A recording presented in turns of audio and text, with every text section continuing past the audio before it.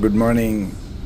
Today I'm going to see the world class, world famous tennis stadium, the Wimbledon. As you know, there are only four: the French, the Wimbledon, the Australian Open, and the US Open.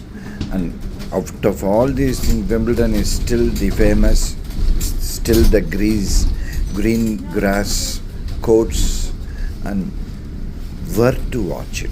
Amazing. It's a rainy day today. It's overcast. I think by the time we reach Wimbledon, I'm sure there'll be rains. But let's see. Let's see because I'm so excited. It's worth watching the Wimbledon Stadium. You know, we were very early in the morning. We reached almost half an hour before, and actually we went into a different gate, and then on the trains we need to go back and see the gate at which we need to enter. But finally we entered there, and as you know, month of June end, the Wimbledon starts, and by 15th, 20th, and then by first week, second week of July, the Wimbledon ends, and you have wonderful sessions there. Wimbledon is the only place where, if you see, the matches even doesn't end in tiebreaker. Normally nowadays they are brought to tiebreaker. Otherwise, it's all two match points difference should be there, and then you go on playing. And Wimbledon is a green grass court, so you'll see a lot of ages, and beautifully once you serve, and then you come and put a volley, and then take a match point. Lovely to see. In my young days, I have seen Stefan Edberg and even Boris Becker while winning that match against Ivan Lendl, and then the Pat Cash once winning, Goran Ivanovic winning. These are all beautiful to see that.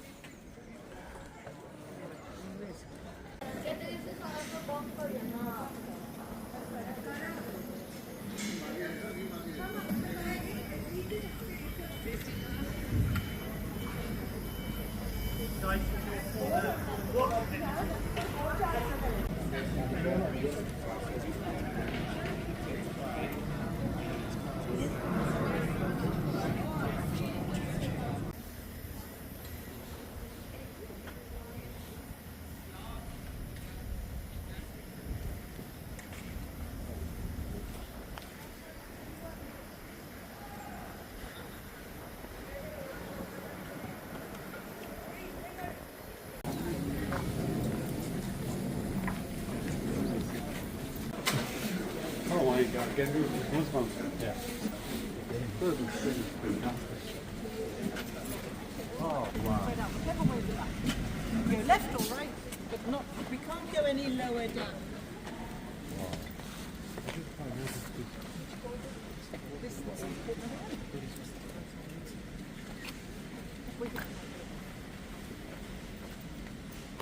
Okay, so spread either left or right, so long as you can hear me. They're obviously experimenting. So this is for one. And it's very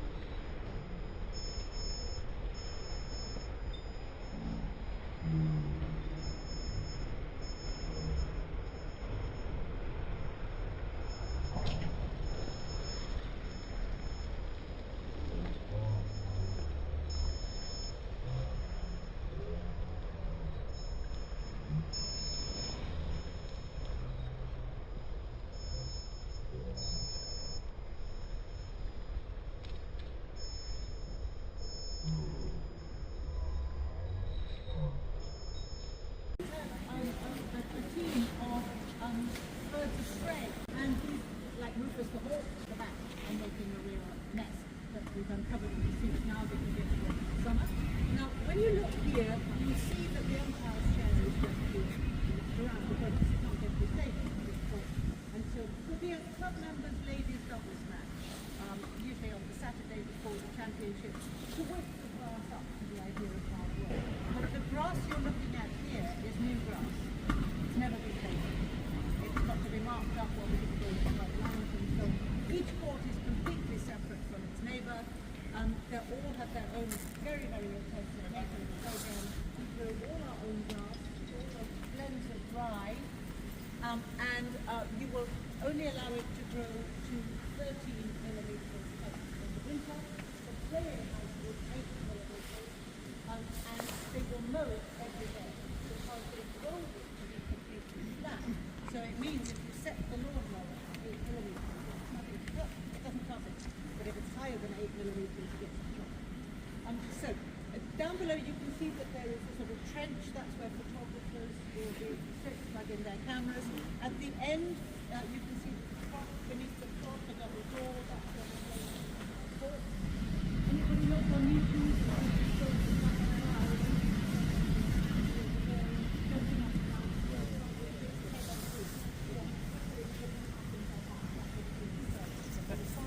Because there's a trouble that links to the upper room down here. The box on the wall has a clock. That will give you the speed reserve. And I really like here because it ends, anybody here from Poland? This is a foot match. 141 miles an hour, 142. And the fastest lady was doing us how the lanes so the scoreboards at each end, they currently will show you not just the score, but if there is a challenge by a player, they will show you the Hawkeye result. Every court uses Hawkeye. There are 10 counters that has collected the image of where the ball landed. And if a player challenges, you see Hawkeye's result, and that is good. John McEnroe said if they'd had Hawkeye in his day, he'd have won many more trophies. He would say that. But we may have to stop doing it soon because already in Australia they are relying on the alternate and tunnel line calling system, which means there are no challenges.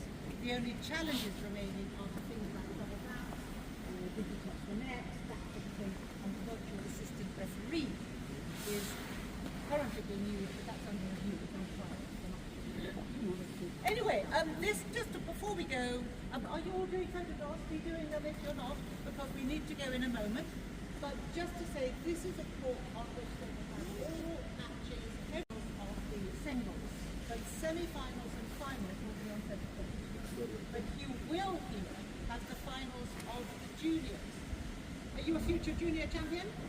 I hope not, because we have a boys champion, Henry Sir, who won this year. We'd waited 61 years. Stanley Matthews, the son of the footballer Stanley Matthews, was the last boy 61 years ago. Yet Henry Sir won last year. For the girls, it was a US girl, Kirby and Unu. She segued on into the US Open, she's on her way. This is the court where, in 2019, we for the very first time saw Tokyo Golf. Now a slam winner herself, but anybody remember who she played?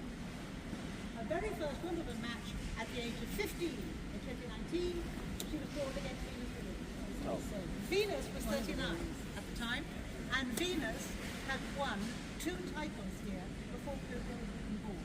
And when she was told she was playing Coco, she said, "Oh no, it's like looking at myself in the mirror and seeing who I was all those years ago." Coco won. So it's a great sport. A wheelchair singles final here won by Tokito Oda, Japanese player. It's a wonderful point. So, I need to get us on. We have so much to see. Is everybody understanding the importance? Here, okay.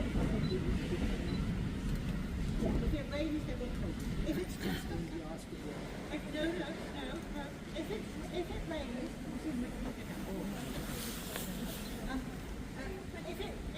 if it's a quick shower, they will only pull the covers over. If it's light, stop. But if it's like heavy rain, they will close them. But the public can stay inside. Because they like one. So take it, hello.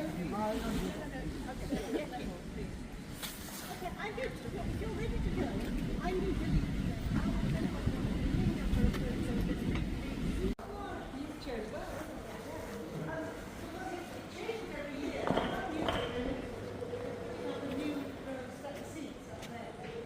and they're also covering the seats up there, so you know what I'm talking. Do you know what this area is called? Yeah, quite right. It's Henman Place. Tim Henman was our top player in 1997 when they built the first version of football up here. They added the roof later on. Anyway, so come on. There's a big food court down below. There are huge, enough innumerable areas where you can have food. You can also bring your own picnic here, and that can, they now limit things like performances, you know, you can do. It's working today. Have you seen the robots on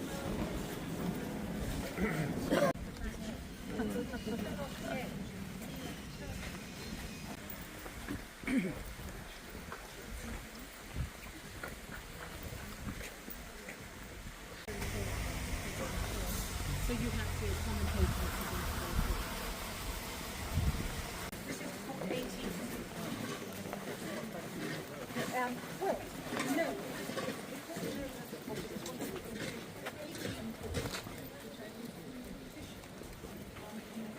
Go back. And we're going to go into the end. Sue, we're going to use the end. I haven't realised this was so cramped. We'll go in the end. Okay. Court 18 and oops, I'm pulling it. So show courts are ones which have a lot of spectator capacity. Up above you here, there are seats in tiered ranks. They've got 3 rows there, 3 rows on the other side. You can get 800 people around this court, but those seats are unreserved, which means the first person who gets there gets the seat, which is great for as long as you're in it. But if you get up to go for a bathroom break, you might not get back. Your partner can't go, no, I'm holding it for my wife. Tough. You're not there, anybody else can take it. So, pressure can get quite tight. And some of you may have heard that Court 18 is where they played the longest match in tennis history. It was in 2010. Anyone remember the names of the players? No, Islam. Ah, yes, this guy knows. John Isner of the United States, who retired last year, was his last professional year. Great player. And he was playing the French player Nicolas Mahut, who I think is also now. Is he still retired? He might be still playing, but anyway. So the two of them played a match here, which turned out to make history because it took them 3 days to finish. And the reason was that in those days there was no tie break in the 5th set.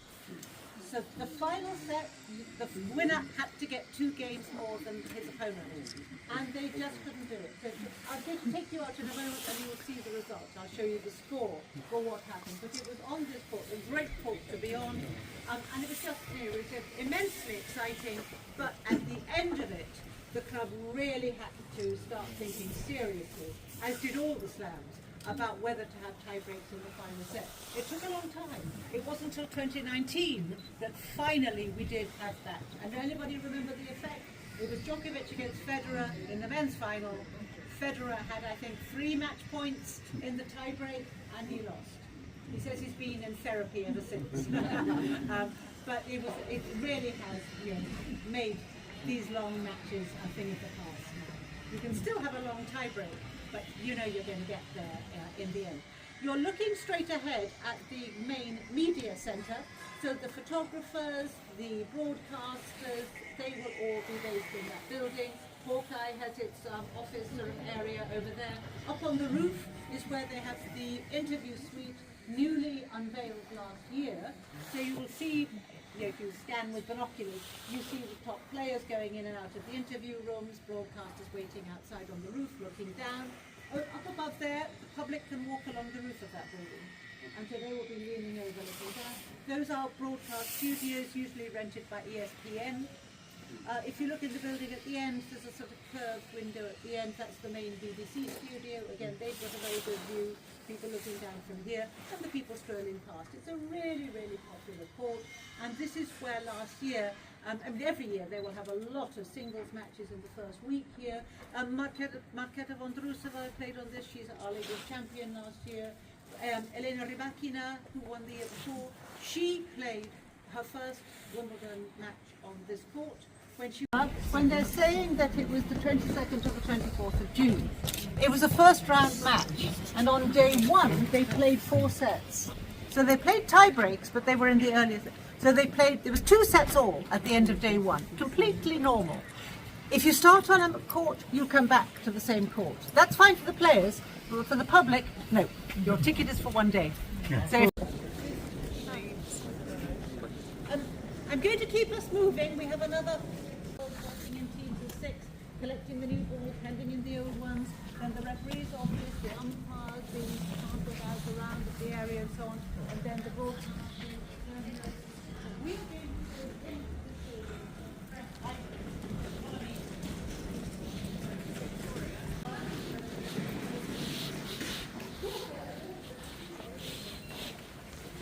They're coming out. They're coming out.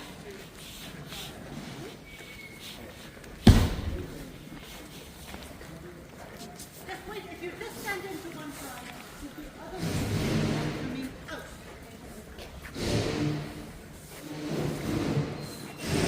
Very good time.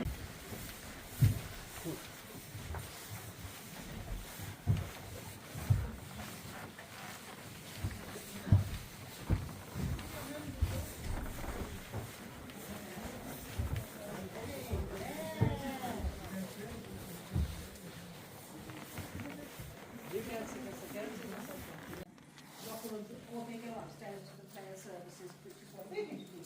So the upstairs is where the main reception is. A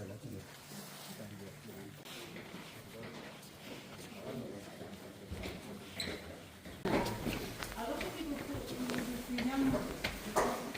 Anyone remember who the youngest campus?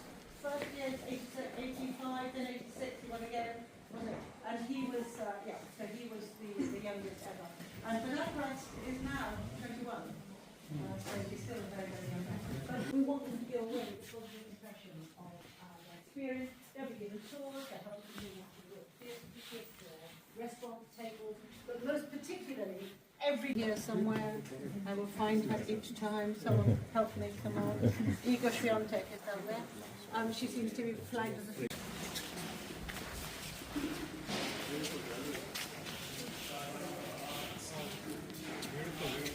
It's amazing, isn't it? It's summertime. Yeah.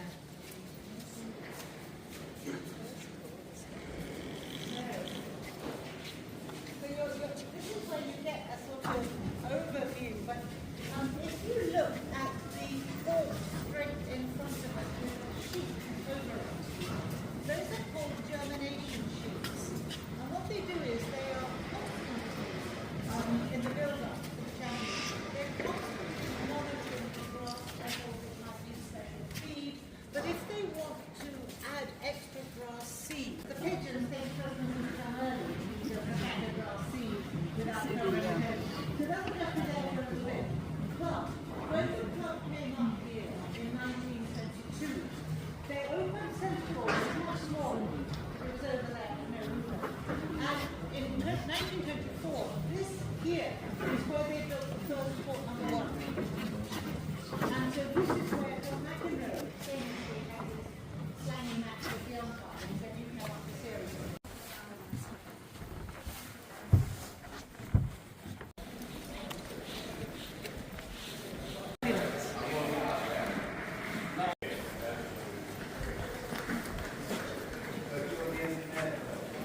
Well done. So, all the changes all the time, but always new rules. The last man to wear long trousers in the singles was the French champion, Yvon Petit. As boys, we now have 280 ball boys and girls. They are not paid, they're all volunteers. And they come from local schools. It's hotly competitive. They love doing it, and they will come back sort of year on year. But they're aged between 14 and 17, mostly, actually 14 and 19. It's usually 17, 18-year-olds, but along the route. So we're making our way. I just wanted to mention, if you wear long go up the second or third row. Please make space for everybody to come in.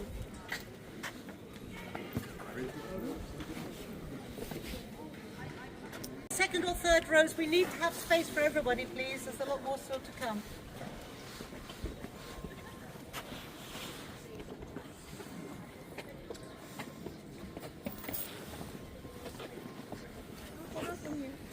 Just go up a little bit. Make space.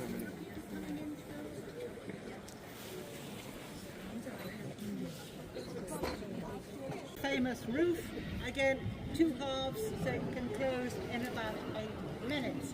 Now, at the far end, you have got the royal box, and although it will be looking a bit more professional by the championship, it is never very richly decorated. It's not covered in velvet or gold or anything. It's not about drawing attention away from the players, but it is always a great honour to be in the royal box. You can't apply to be in the royal box and you don't pay. You have to be invited by the chairman of the club. So there will be 80 seats for them, and when play on this court will finish, if there's been a long match. Behind them is the main reception area where the trophies will be on display, and you can see the doors beneath the royal box. That's where the players come out. Now there'll be a screen in front of it, so in the earlier matches they walk around to the side where the clock is to come out onto the court. But for they did go back and rescue, but that's what they do. So at each side you've got the trenches where the photographers sit, and also, do you see the raised seats over there? That's where line judges sit, because we still use the line judges at the moment. Otherwise, the markings are similar as on number 1 court, with the screens for the scoreboard. Over there, where you've got the men's final result shown, there's a little window to the left of it. That is the commentary box, usually used by ESPN. And above the ESPN commentary box is the players' box, usually for the higher ranked player. And to the right, above the scoreboard over there, that is the player box for the slightly lower ranked player. But they get equal numbers of people, and they can vary the seating arrangements accordingly. Here, Monketa Bondrusova, it wasn't as exciting a match because Anjabeur was not playing her best. It was a bit sad. Whereas the men's match was a fantastically exciting 5-setter. And you didn't know till the last minute who was going to win. And usually, the matches that the public remember are the great rivalries, like Borg, McEnroe, or Federer, Nadal, Evert, Navratilova, Venus against Serena. So you want the players to be on level matches, level pegging. Anyway, any questions, or just do your photos? Yeah. Did you say where the coaches sit? The coaches, that would be the players' box. Yeah, they'll be. And you know, of course, that these days the coaches can do on-court coaching. Yeah. So you need to be sort of within earshot. The royal family also does the presentation. The royal family, Princess Catherine is the one who now comes down on court. He used to be the Duke of Kent, and then the Duchess, but no, and then Queen Elizabeth II. Okay. She handed it on to Princess Catherine, and that was very popular because everybody knows that Princess Catherine loves tennis. Sure. She plays very well, but she really loves it. She's very, very supportive. Yeah. And so in the royal box last year, we had Princess Catherine with her husband, also ran, and the children. They sat there watching. But also you had King Felipe of Spain, and that was quite exciting because everybody remembered just wait like a dummy on court to get the trophy. No, the moment he won, he was so super excited. He leapt up and ran over there, jumped up the seats of the spectators to get to his players' box to hug his team. And the All England Lawn Tennis Club committee was in trauma. They were gulping tranquilizers and couldn't believe that this was breaking with tradition. But the public loved it because it showed the emotion, it showed what it meant to them. Everybody's done it since, and when Rafa won for the first time, he did the same, and then he mountaineered along the wall to get to the royal box to hug King Juan Carlos. So we wondered if Alcaraz would do that with King Felipe. They hugged up. This is the one player's box right there. Where's So the other one?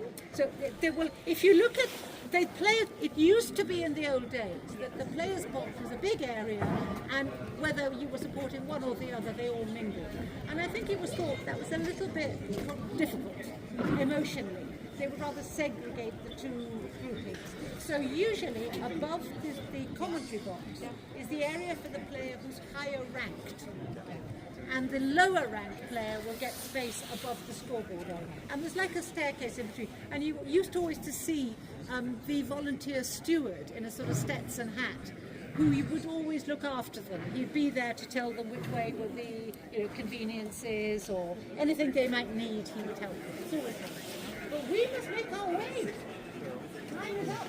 We have to go. Follow me. It's just this incredible joy of having won it. It was a disbelief that I couldn't imagine at any point how special it would be. The feeling of conquering not only your opponent but one of the major championship teams today. There's only one winner in tennis. That's a big difference between a winner and a